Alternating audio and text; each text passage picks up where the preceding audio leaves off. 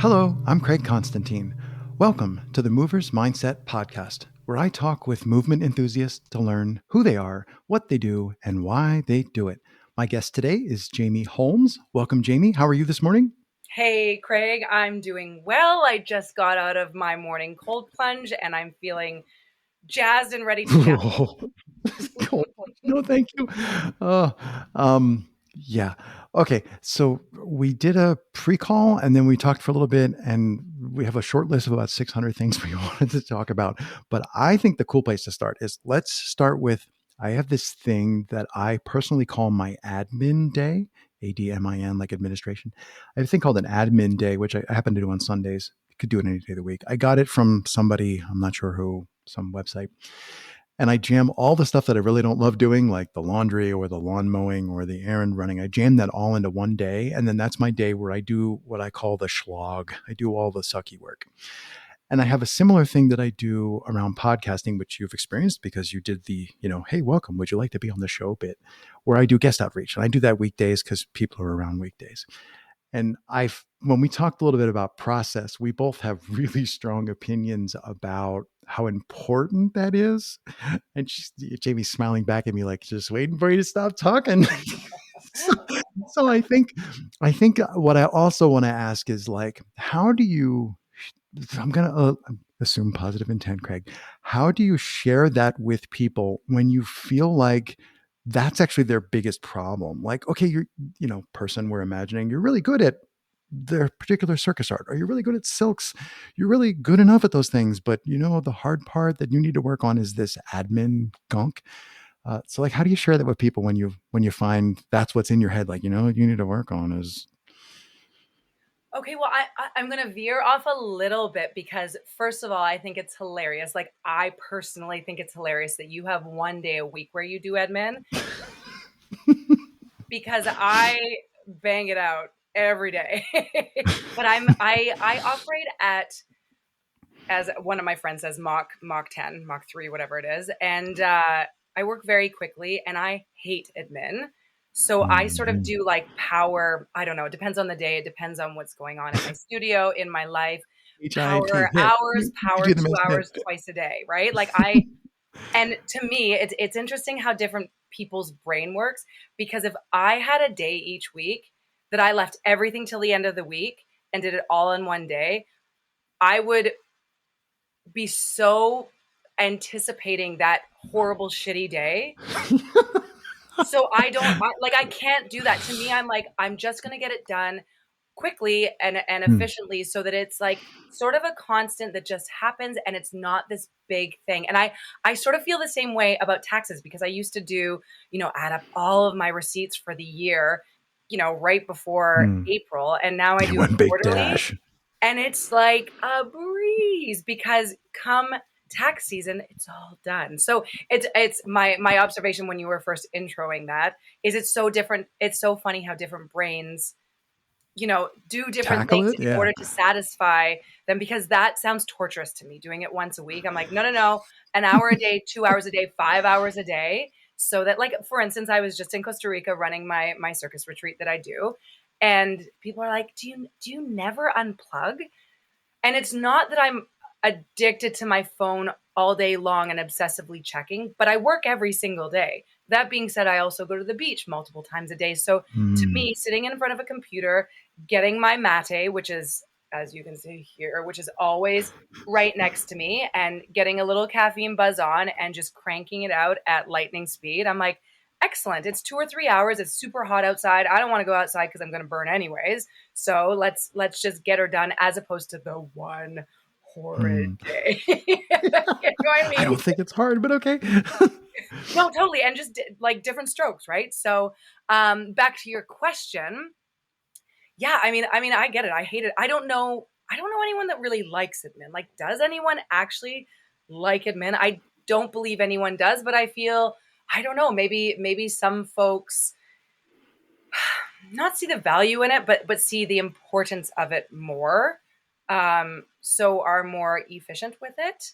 And I feel like, and maybe this is a statement that is completely incorrect, but people that own their own businesses, small businesses, whatever, know the importance of it, right? So they're like, must get it done, because getting this done in a timely manner, especially in today's day where everything needs to be instantaneous, is advantageous to the people on the other side that want to pay you, hopefully, the big Mm. dinero. Do you know what I mean? Yeah, And sometimes I I think that personally, that sorry? connection, like how far is it from I did the heavy lifting, like I did the laundry and then I have clean clothes. Like it's really like an instant gratification kind of thing. And I do that Yes. with guest outreach. I'm like, I send messaging and I'm reaching out to people every day. And yeah, sometimes it takes the record is like, I think 5 years from when I start talking to someone until I actually get a conversation recorded with them. Um, but I've waited for people to like, you know, do 9 months of pregnancy, give birth, wait a year, and then okay, now we can do the conversation. Yep. But I do the work every day, and then other people who I've been talking to for previous months, they show up, and somehow in my head I've connected like the pleasure of getting to talk to Jamie on a random, what is it, random Wednesday morning, is somehow connected to the work I did this morning for half an hour, which had nothing to do with Jamie. It had to do with all these other Hmm. people that I've like weird, like, oh, scheduling conflicts and stuff. So I think that to me is, when I see somebody who I think is struggling with that admin stuff, I'm like, well, how do you make the admin stuff feel like it's not admin? Make it feel like it's the cooks call it mise en place. Like, yeah, I'm chopping onions. It makes me cry, but I'm about to cook with them. Like Yeah, well, my computer cover is sparkly, so maybe that helps, but probably not. Um, I don't know. You know what? And it's one of those things too that I think it's different people operate at different speeds, and you have to be. you- I think you need to understand that, and I mean, I have learned, and I am by all means not perfect with this, but in working with people, managing people, I mean, humans are different, which makes them wonderful, but they're different in the way that they do things. I have teachers of mine that I need to message on certain platforms because those are the platforms that they tend to like and they get back to me the quickest on. And because I operate at a quick speed, I prefer that. Like I want to do it, get it done, move on. Like that's me. Whereas I know others like to think about it and they like to linger. They like to ensure that it's all good, and then they'll get back. So it's dealing with people. And I read a book once. It was very interesting to me called, I mean, the title's like catchy, but it's not what it's actually about. It's called Surrounded by Idiots. And it basically, some guy did some big study, and I'm probably making like a horrid description of it, but basically categorize people into four different colors: red, blue, green, yellow, I believe. And people are not necessarily that one personality color, they're mixes of everything. But someone recommended it to me because it's useful for people that manage people to understand how and why different people operate differently. And it was very interesting to me, like very interesting, because I know my way and I know what I like and I know what speed I like it at. And that is super off putting to other people. Do you know what I mean? yeah, yes. As the opposite would be to me, right? So it's learning to sort of understand, oh, that's why they do that. Like that's how Mm.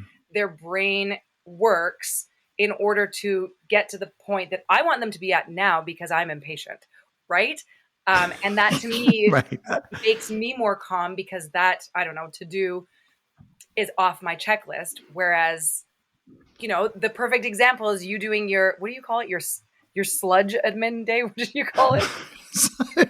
The work that's a slog. Slog. Sorry, that's much better. It's Slog. not sludge. Um, although, like, although that would kind of work too.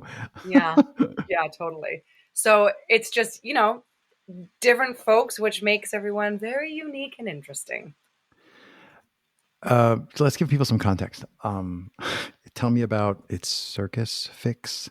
T- Tell me about, because you've mentioned instructors that you're working with and you've mentioned students that you're teaching. Let's give people some context.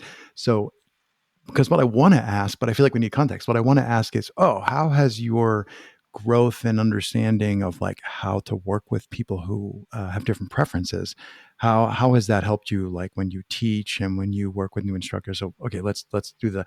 Tell me about Circus Fix. Tell me, why am I talking? Who are you? What is going on here?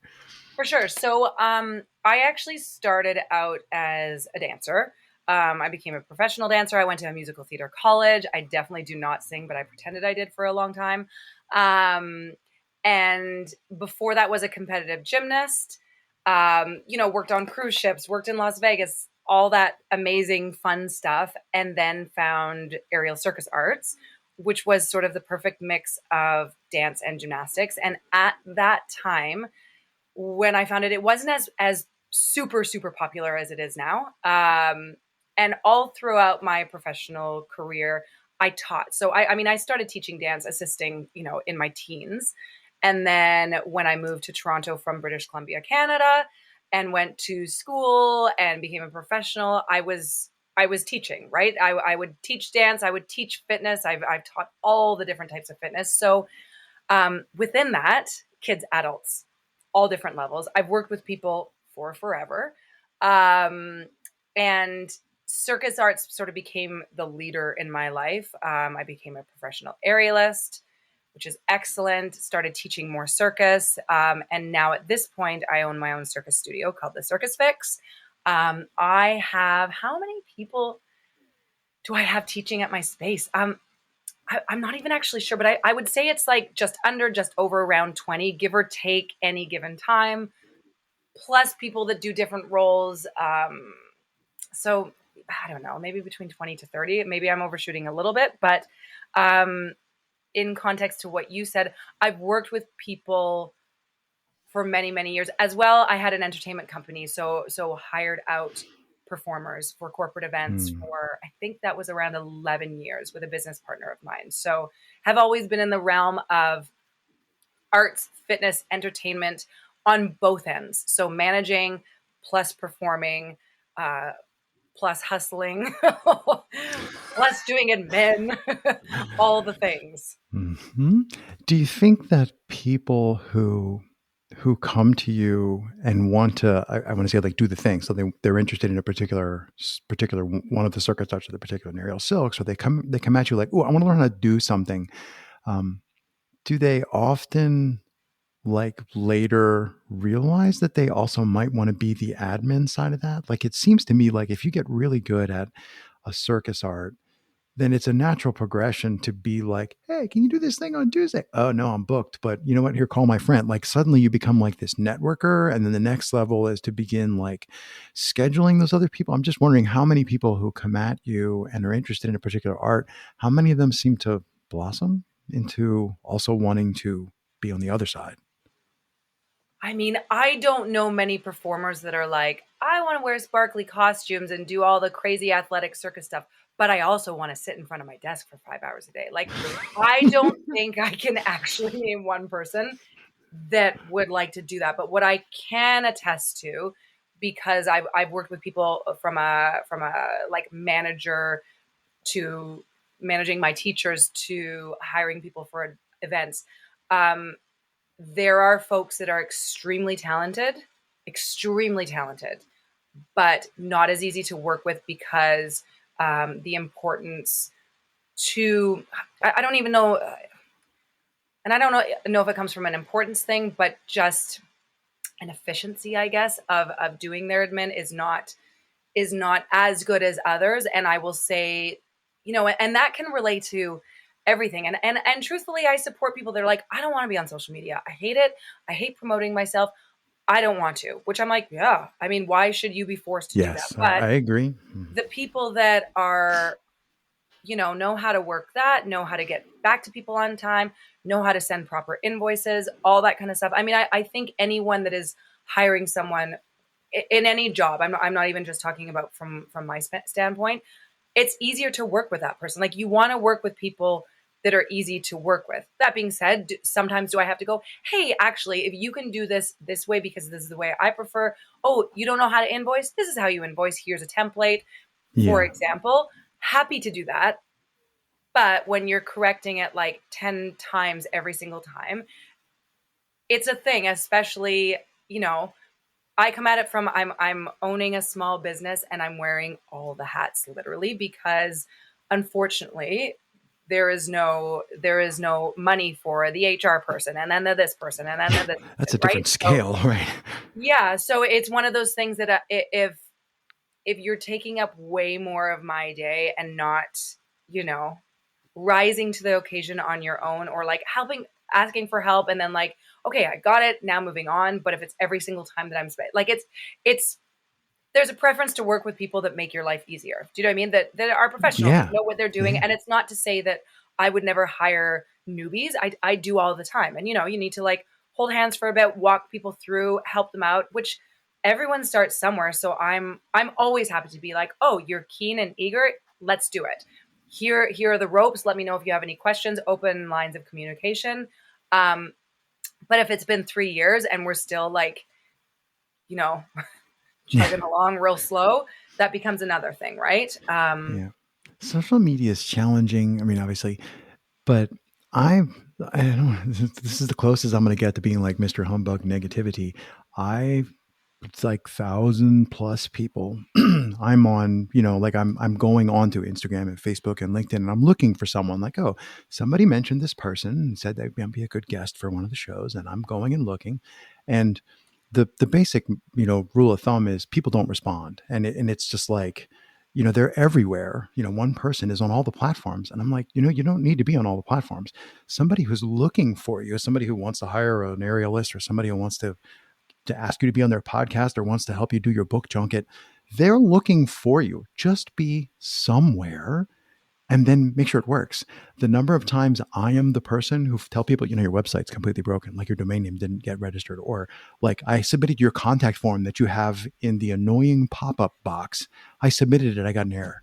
I'm like, I find all that stuff every day, and it just occurs to me like, I'm not judging people. I'm saying somehow we all got sold this idea that we're supposed to be everywhere. So you need a website with an email form, and I have to be on email, then I have to be on TikTok, and I have all these things. And I'm like, you really could just walk away from all of it and pick any one of them. Mm-hmm. And the Craigs of the world or the Jamies of the world will go like, are you on IG? No. Are you on Facebook? No. Are you on TikTok? Oh, here you are. Like, I'm happy to go wherever you want to be, but just please be, have that be functioning.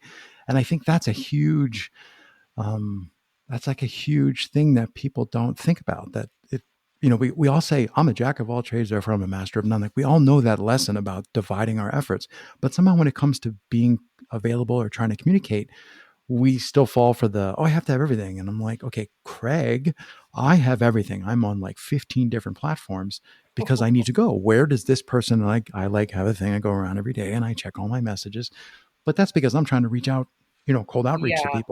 people who are like yourself. I think, I forget. I think I submitted your website contact form, and I was just like, let's see if Yes. this works. And I hit the button. It worked. Like 10 minutes later, she emailed me back. I'm like, whoa. Oh, not only does it work, but you're on it. So I think what I want to say to people is, if you're really trying to gain attention, you don't have to be everywhere. Just pick one place to be and just do that well. And the people who are looking for you, they'll find you. They'll be like, that's awesome. Hey, click.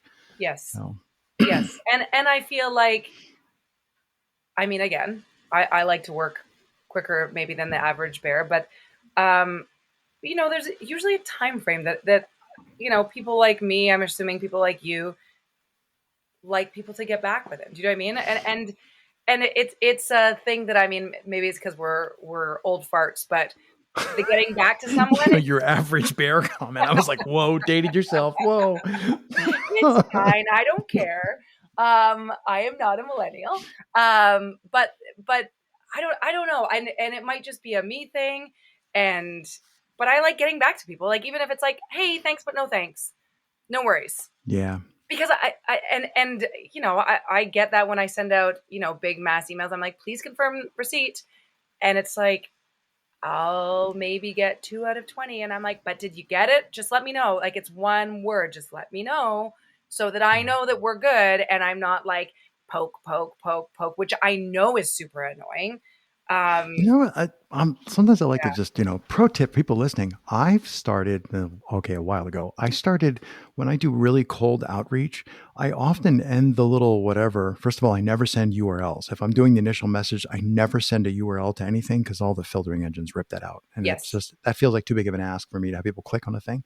So I often just say like, hi, I'm Craig. This is the thing. Would you like to do a conversation? Blah, blah, blah. And then I say like, happy to explain more. Also happy to honor and then in the quotes, no, thank you. And the number of people who instantly respond, no, thank you. And then I Hmm. don't even say no problem. Like, that's it. You never hear Yep. from me again if you say no, thank you. That actually made a big difference because I think people, when I ask them stuff, I mean, it's an ask. I'm like, hey, would you want to spend some time meeting this new person and talking and doing a thing? But just being honest about like, I also understand that you may just, for whatever reason, want to say no, thank you. Just that, I think that strikes people as unusual when I say, if you say no, I thank will you, attest to that. I was like, oh, well, isn't that sweet? it Right? makes, Because I love it because then I can just cross you off like, no problem. They yeah, declined, you know? totally. And then you're not like lingering going, do they want to? Do they not? I don't know. Yeah, 17. totally. Hey, did you get my last message? Yes. And then they're like, oh, good Lord. Yeah, Yes. I have a two and out. I only do it twice. I'll if I'm in the same meeting, I'm like, hey, have you? I'll only say, did you get my last message? I'll say that once, and then after that, I leave people alone. Because if you want to ghost me, I would like to honor that too. You know? Yep. Yep. Totally. And like we discussed sort of pre this recording, everyone is way busier than they used to be and just overstimulated and distracted, like not Yeah. 100%, but like, and I mean, myself included, I'm not saying the rest of the world except for me. So stuff sort of gets buried and lost if there's not like a tight system happening. So, Yeah, you know, I've heard people. Geez, we're going to do a whole episode about scheduling and admin no, stuff. about Is a turn bit. left if you want to turn left. I've heard somebody. I forget who. I try not to drop names because I hate to make a reference and get it wrong because then people go searching and they'll never find it. But somebody big and famous said something crazy like, "I will not schedule anything more than 6 weeks out." He's like, including friends' weddings. If you tell me you're getting married in August, I'm not saving the date. He said, because what happened to him was everything just filled up. And he was just like every weekend for the rest of forever had something on it. And he's, I couldn't Yeah. do anything spontaneous anymore. So I'm like, okay, that's a little crazy. But for a while, I tried this. I didn't let people schedule podcast recordings more than 9 days out, Hmm. which is like most people just went, what? Like they can't, like I can't do anything within 9 days. And what happened was my hit rate went way up. People Huh. went, let me think about that. And then like a little bit, like a couple weeks later, I'd be like, hey, would you like to? And then eventually they would say yes. And it'd be like tomorrow or the next day.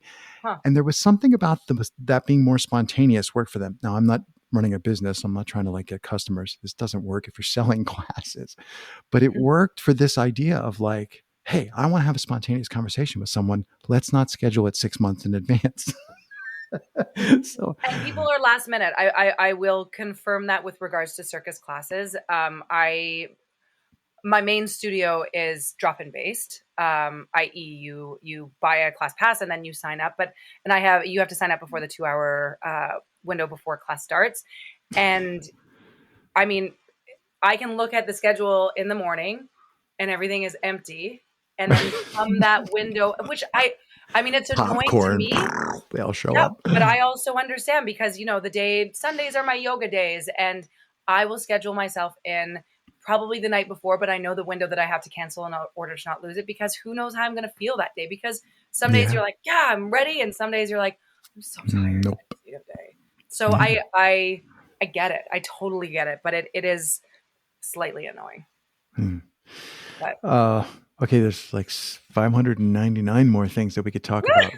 we could talk about. We could talk about hips. We could talk about. I kind of want to talk about the sun and okay. being outdoors more. Okay. And I'm just kind of drawn to the whole, like, as somebody who I've seen like kind of working from the beach, like not literally working on the beach, but like working, oh, this is the minute to go to the beach and this is the minute to sit in the shade and do my homework.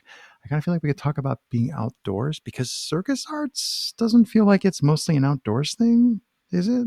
I I mean, I mean, know they I'm can in suspend cold aerials on a Canada, tripod, but so we have a studio here. But when I do my retreat, for instance, in Costa Rica, or even I'm going to Greece in May to do a retreat there again, which ooh, is going to be amazing. congratulations. Yeah, it's super fun. The Costa Rica one is an outdoor open air studio, which is, I mean, perfect because it's Nice. super humid, super hot, but it's covered. We do it at midday, so there's like a nice gentle breeze, but we are shaded from the hot sun.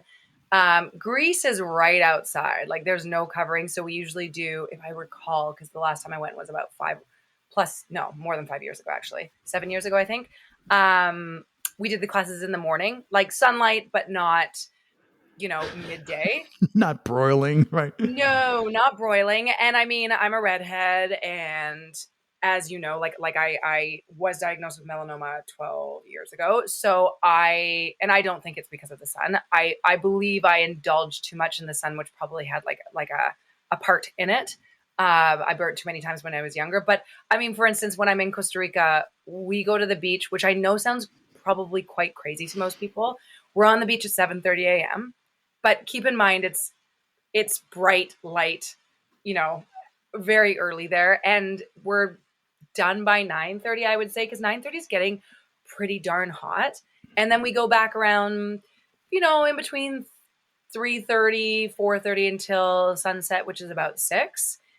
And that's good. I mean, and I'm a redhead, but I'm a redhead that can tan, and I come back with a sweet tan after being in Costa Rica. You know what I mean? But I'm not, fried crispy by any means. I mean, I will not go out on the beach after 10 a.m. Like I just won't. It's too hot, and I love the heat, but the sun is too hot. Hmm. It feels sort of dangerous. You know what I mean? Yeah. Well, but even if you're in the shade, you still have your toes in the sand. One still has one's toes in the sand.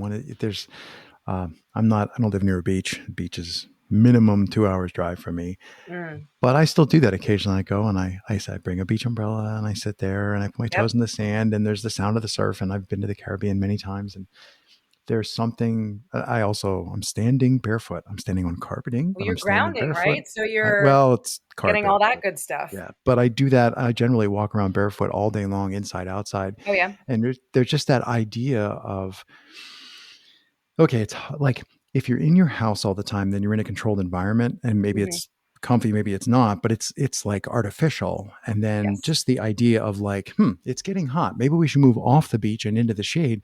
That forces you into a different cycle. That forces you into this like being aware of what's going on and then making decisions about yourself based on what's actually happening and how do these people with me feel right now. And I think that's part of movers mindset supposed to be about like movement's purpose, the philosophy of movement. And I think when you sit at a desk, when I sit at a desk too long, this happens to me, I forget all those other cadences. The cadence just becomes ding, email, and then ding, I'll do this thing, and then I do it. Yep. But when I go outside, it's like, what's going on? Oh, it's breezy. And suddenly I slow down or I speed up, or I tend to be more Mindful. expansive. Yeah, more mindful and expansive when I go Yes. outside. Um, I mean, and there's so many other things about being outside that are just so beneficial to your health in general, i.e., the sun's rays on your eyes, the vitamin D, your yes. grounding on the sand, I mean, I would go for an hour walk on the beach every single day to sort of start out the day. And it's like, you're listening to the waves, you're seeing the beautiful dogs running all over the beach, and it really chills you out. And I never bring my phone to the beach, just like I never bring my phone on a walk with my dog Pepper, because that's my, I do my meditation in the morning, but that's my daily meditation, and it's very Perambulation. grounding. It's Yes. very, zenful, and I think it's really important, and I think it's one of the reasons that when people go on vacations and they're, whether it be somewhere in a forest in Canada in a cabin or on a beach, they just feel so much better. You Yeah, know what I mean? that Like change of it's pace. very centering, Hmm. which Uh, is important. book. You mentioned melanoma. I almost want to say congratulations for being in remission. But I don't know if that's actually a thing you say with melanoma, like if it works like that. But just you want to tell me what was the title of the book? And because that's a whole other thing we could talk about is the book itself. Yeah, so I wrote a book. It's called Carrots, Coffee, Cancer. Because I was diagnosed with melanoma. I had a mole. It's the story is all in there. I tried to take a bit of a heavy topic and make it, an interesting story, because to me the interesting factor is that I did not do any traditional anything.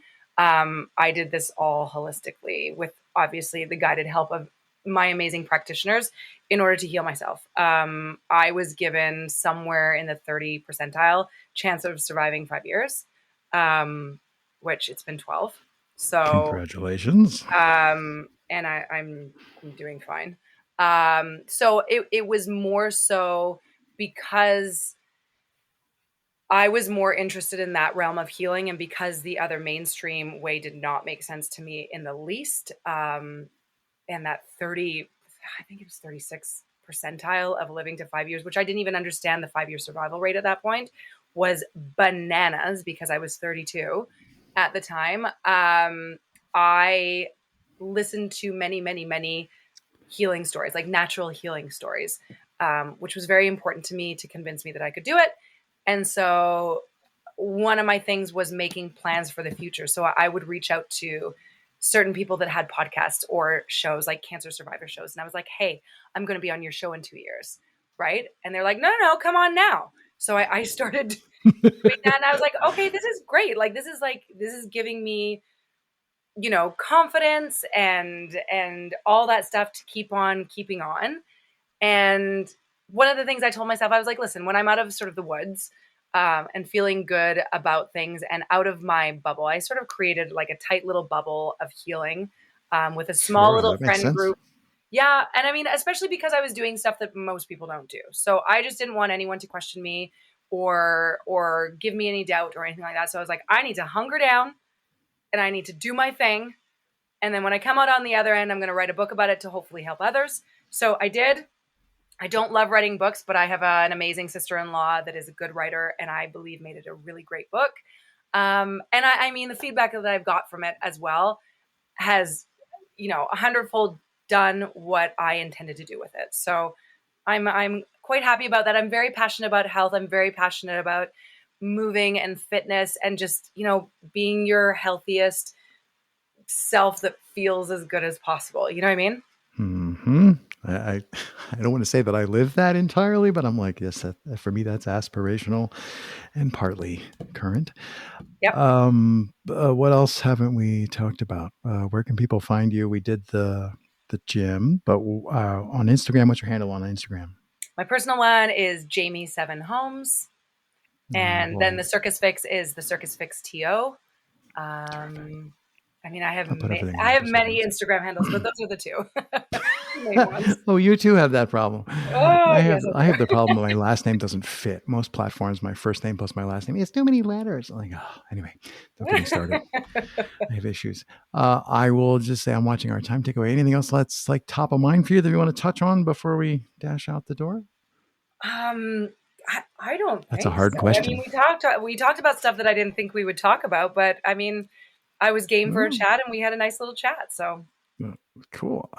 What I'm interested in because we haven't talked about on mic or off. We haven't talked about your hips. I think you dropped "I'm bionic" at one point. Also, yes. another pair of TV shows that dates yourself. Um, and my thought is like, whoa, what was it like when you realized that the recommendation was going to be you should have your hips replaced? People are going, guys, do you So guys have turn signals? What the heck? I know, right? I'll go back a little bit because I think it plays into this whole the movement mindset thing. I hurt my ankle very badly when I was 13, very very badly, just like messing around in dance class.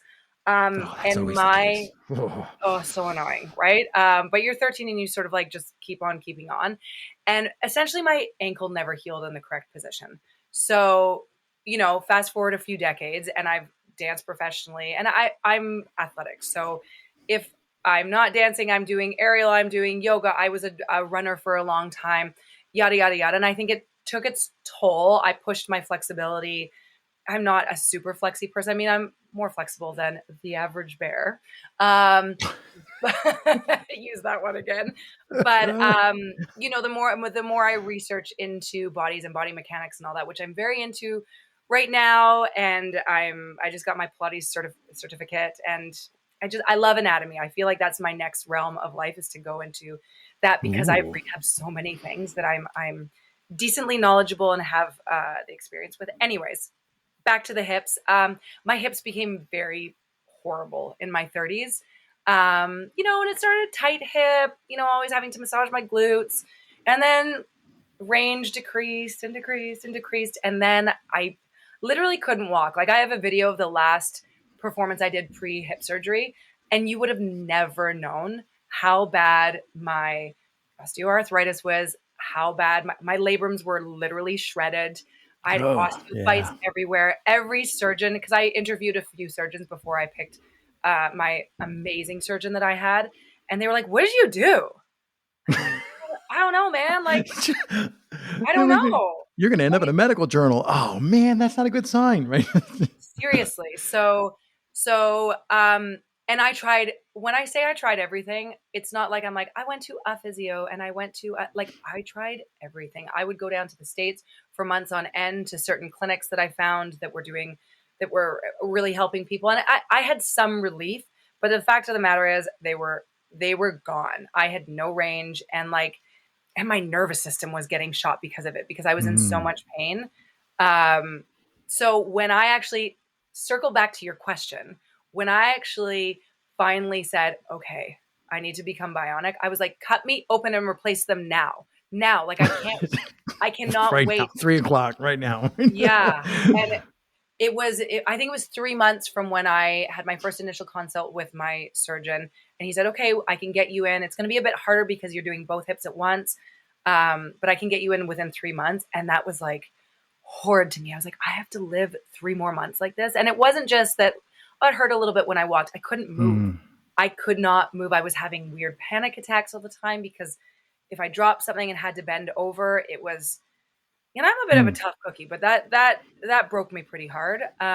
So when I decided to get them, I was stoked. I was like, let's do it. And when I woke up after surgery, and they get you out of bed right away, and I didn't have the crazy pain I had, it was very emotional, to say the least. You literally heard the soundtrack. And Yes, the Bionic Woman. yes. Oh, terrific. So, All right. I'm just watching our time tick by. I will just say, and of course, the final question, 3 words to describe your practice. oh man, and I was thinking about some words, and now that we've talked about this, I feel like I should do something about computers or admin, but I'm not. I'm going to stick Computers. to my 3 words that I feel. I don't know. Maybe I try to be. Maybe I try to live by things that are whatever. And I like a good alliteration. So, be fierce. And that word is funny to me because I used to say that, oh my gosh, in my 20s all the time. It was obnoxious and annoying. But be fierce, whatever that means to you. Be friendly. I think that that's very important, especially in this day and age, is to be consistently friendly. And then I don't know if I want to say be fit, but I will, because I mean, that can be interpreted in any way you want. Fitness is, has many ranges, many levels, and there's some elite Uber athletes, and there's some people that are like, I walk 20 minutes with my dog a day.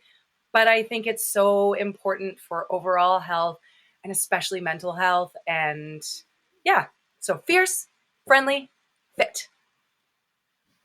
Terrific.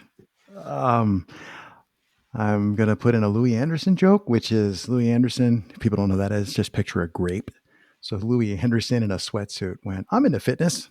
I fit in this, uh, which is my way of saying, ooh, this whole episode feels like it was about perspective, about what is the right thing for me.